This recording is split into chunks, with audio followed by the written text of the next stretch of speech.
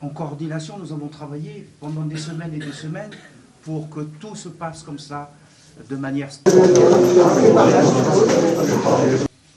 Jeune dame. Votre silence.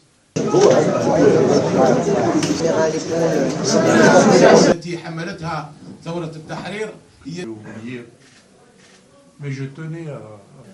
You could have, when Algeria became independent in 1962, you could have retired, make an announcement, first in my national language today, not only because you gave us the pleasure of seeing...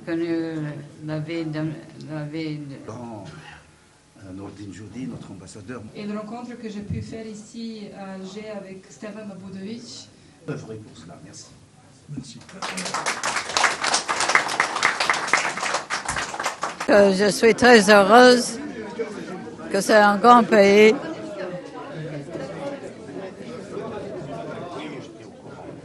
Que je suis émue, trop émue pour parler. C'est pour moi un jour de grands événements. Hein? J'ai à peine à le croire. Mais bon, tout arrive.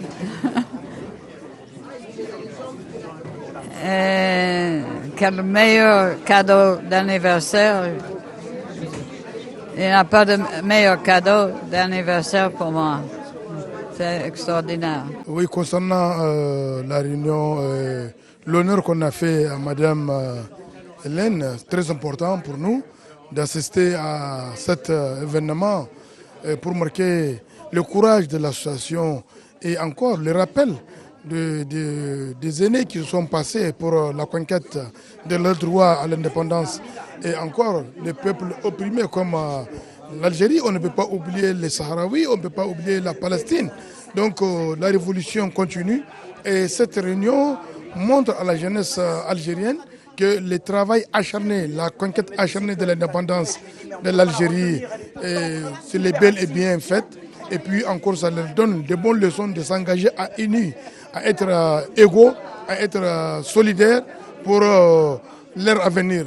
Parce que l'association de la révolution algérienne a toujours œuvré dans le sens très positif de gens qui ont œuvré dans le cadre de la révolution. Qu'elle a pu venir en Algérie et c'était très très émouvant quand on a décidé de lui octroyer la nationalité, la citoyenneté algérienne, quelque chose de précieux, de rare, qu'on admire partout dans le monde.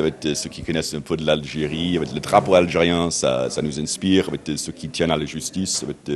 Et cette histoire reste vivante. Et c'est ce qu'elle a rappelé aussi les autres participants, c'est que cette lutte, cette révolution, c'est une inspiration mondiale et notamment de nos jours, une nécessité de la mettre en œuvre, ces valeurs et cette lutte pour le peuple sahraoui, pour le peuple palestinien. On voit sur nos écrans depuis 2 ans, direct, et on sait depuis très longtemps, ce qui vivent les Palestiniens, ce qui vivent les Sahraouis, c'est la violence massive, c'est la déshumanisation, c'est le déni de leurs droits de peuple, de gens, d'humains, et aussi d'indépendance et de liberté. Donc voilà, elle continue de les soutenir, moi aussi.